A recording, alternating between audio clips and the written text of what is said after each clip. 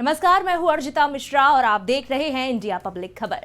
हरियाणा में जबरदस्त हार और जम्मू कश्मीर में सिर्फ 6 सीटों पर सिमटने के बाद कांग्रेस का कॉन्फिडेंस डगमगाया हुआ है। यूपी में भी उपचुनाव को लेकर सपा के साथ गठबंधन में पहले बराबर सीटों की मांग पर अड़ी कांग्रेस बैकफुट पर आ गई और घटते घटते 5 में से भी 2 सीटों पर जाकर राजी होने को मजबूर दिख रही है।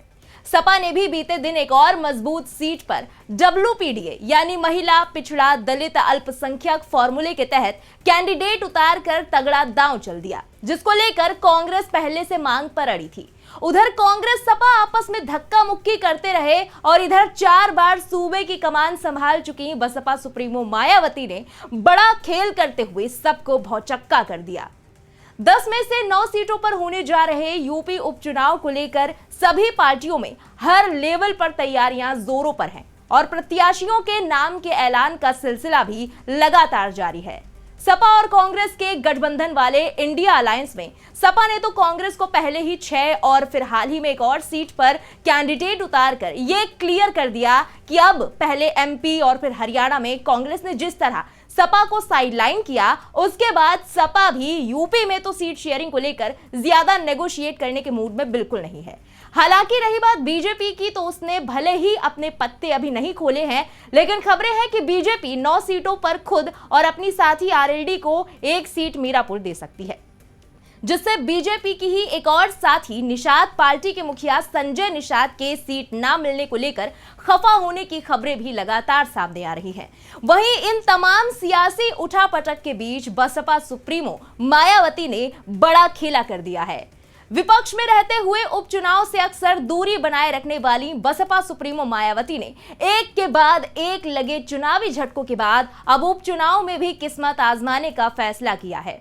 हालांकि हरियाणा और जम्मू कश्मीर में भी बसपा सुप्रीमो ने ताल ठोकी, लेकिन खाता भी नहीं खुल पाया। और तो और हरियाणा में इंडियन नेशनल लोकदल यानी इनेलो के साथ गठबंधन का फायदा भी सिर्फ इनेलो के हिस्से 2 सीटें जीत कर आया, जिसके बाद बसपा सुप्रीमो ने ये ऑफिशियली अनाउंस कर दिया कि अब वो यूपी से लेकर महाराष्ट्र, झारखंड, दिल्ली और बाकी कहीं भी अकेले दम पर ही चुनाव लड़ेंगी। ना तो क्षेत्रीय पार्टियों से हाथ मिलाएंगी और ना ही इंडिया और NDA गठबंधन के साथ हाथ मिलाएंगी।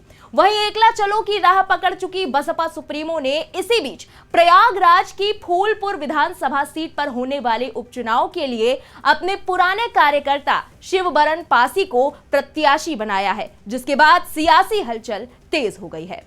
वैसे तो शिवबरन पासी बीते कई महीनों से क्षेत्र में प्रचार कर रहे हैं, लेकिन चुनाव की तारीखों का ऐलान होने के बाद से वो बीजेपी और समाजवादी पार्टी दोनों पर ही हमलावर हो गए हैं। उनका दावा है कि जनता इन दोनों पार्टियों के झूठ और छलावे से ऊब चुकी है और अब इन दोनों से ही छुटकारा पाना चाहती है। शिवबरन पासी ने एक इंटरव्यू के दौरान कहा कि कानून व्यवस्था से लेकर विकास के मुद्दे पर लोगों को आज भी BSP मुखिया मायावती की सरकार की याद है। लोग अब बदलाव चाहते हैं। इसकी शुरुआत उपचुनाव से होगी और प्रदेश स्तर पर बदलाव 2027 में होगा। शिवबरन पासी के मुताबिक फूलपुर में उनका मुकाबला किसी भी पार्टी या प्रत्याशी से नहीं है।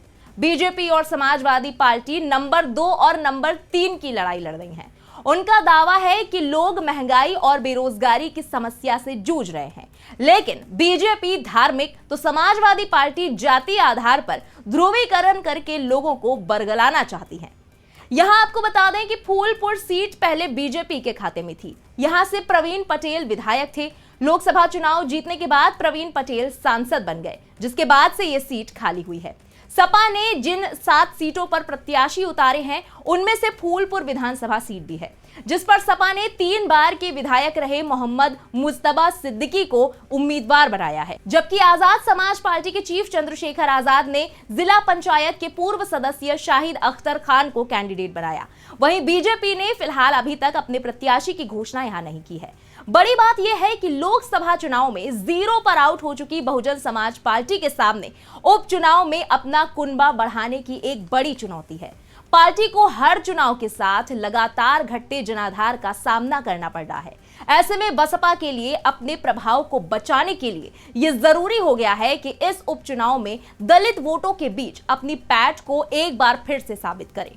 राजनीतिक जानकारों की माने तो जिन 9 सीटों पर अभी उपचुनाव होने जा रहे हैं, उनमें से एक भी सीट पर बसपा का खाता नहीं खुला था। बसपा ने महज बलिया की रसड़ा सीट पर जीत हासिल की थी। अब अगर 2022 के चुनावी आंकड़ों पर नजर डालें तो इन 9 सीटों में खैर सीट पर बसपा 64,996 वोटों के साथ दूसरे पायदान पर रही थी। इसके अलावा बसपा फूलपुर, अंबेडकर नगर की कचहरी सीट, मीरापुर सीट, गाजियाबाद, कुंदरकी, मैनपुरी की करहल, मिर्जापुर की मझवा सीट पर तीसरे नंबर पर रही थी, तो वहीं कानपुर नगर की सीसामऊ सीट पर चौथे नंबर पर बसपा थी। ऐसे में कहा जा रहा है कि उपचुनाव बसपा के सामने एक बड़ा मौका लेकर आया है। अकेले दम पर मैदान में उतरकर अपनी कुछ सीटों पर उम्मीदवार भी उतारे। उनके जो भी उम्मीदवार हैं वो जातीय समीकरण में बिल्कुल फिट बैठते हैं। 9 में से कुछ सीटें ऐसी हैं जहां पर बसपा का जनाधार ठीक रहा है। उपचुनाव के लिए प्रत्याशियों की बात करें तो बसपा ने फूलपुर में शिवबरन पासी, मीरापुर से शाहनजर, सीसामऊ से रवि गुप्ता, कचहरी से जितेंद्र वर्मा, मझवा से दीपक कुमार तिवारी उर्फ दीपू, गाजियाबाद से रवि गौतम और करहल से रमेश शाक्य बौद्ध को अपना प्रभारी बनाया है, जिन्हें बाद में प्रत्याशी घोषित किया जा सकता है। कुंदरकी और खैर सीट पर फिलहाल बसपा ने अपने पत्ते नहीं खोले हैं। यहां आपको याद दिला दें कि उत्तर प्रदेश में बसपा ने अपना आखिरी उपचुनाव 2010 में जीता था, जब बसपा सुप्रीमो के सत्ता में रहते हुए सिद्धार्थनगर की डुमरियागंज सीट पर हुए उपचुनाव में बसपा प्रत्याशी खातून तौफीक ने बीजेपी को 15,000 से भी ज्यादा वोटों के अंतर से हराया था। इसके बाद बसपा सुप्रीमो ने खुद अपनी सरकार में हुए उपचुनाव में भी अपनी पार्टी के किसी प्रत्याशी को नहीं उतारा, यानी बसपा उपचुनाव से दूरी बनाए रखती थी। लेकिन 2022 में आजमगढ़ लोकसभा सीट पर हुए उपचुनाव में मायावती ने अपना उम्मीदवार उतारा था।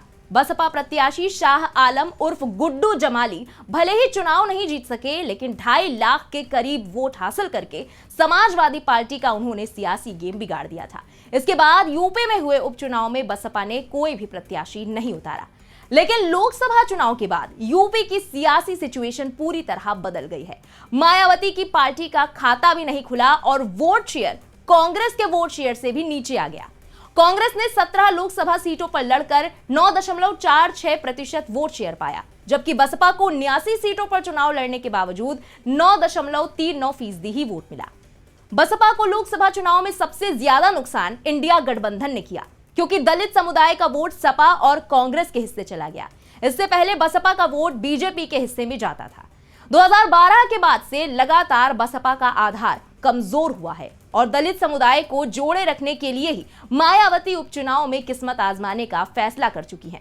यूपी की जिन 9 सीटों पर उपचुनाव है, उनमें से एक भी सीट बसपा 2022 के चुनाव में नहीं जीत सकी थी। 2022 के विधानसभा चुनाव में पार्टी को सिर्फ बलिया की रसड़ा विधानसभा सीट पर जीत मिली थी, जहां से उमा शंकर सिंह विधायक बने। लोकसभा में एक भी सांसद बसपा का नहीं रहा। ऐसे में बसपा के लिए उपचुनाव में खाता खोलने की बड़ी चुनौती खड़ी हो गई है। यूपी उपचुनाव में भले ही सत्ता का कुछ बनने और बिगड़ने वाला ना हो, लेकिन 2027 का इसको सेमीफाइनल जरूर माना जा रहा है।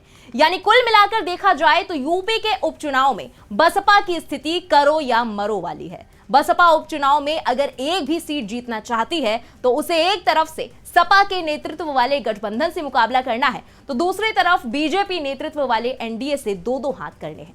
इसीलिए उपचुनाव में बसपा के सामने सिर्फ खाता खोलने की ही नहीं, बल्कि दलित समुदाय के वोटों को भी वापस लाने की चुनौती है। बसपा उपचुनाव में भले ही अकेले मैदान में उतरी हो, लेकिन सीट के जातीय समीकरण के लिहाज से उम्मीदवार उतारे हैं।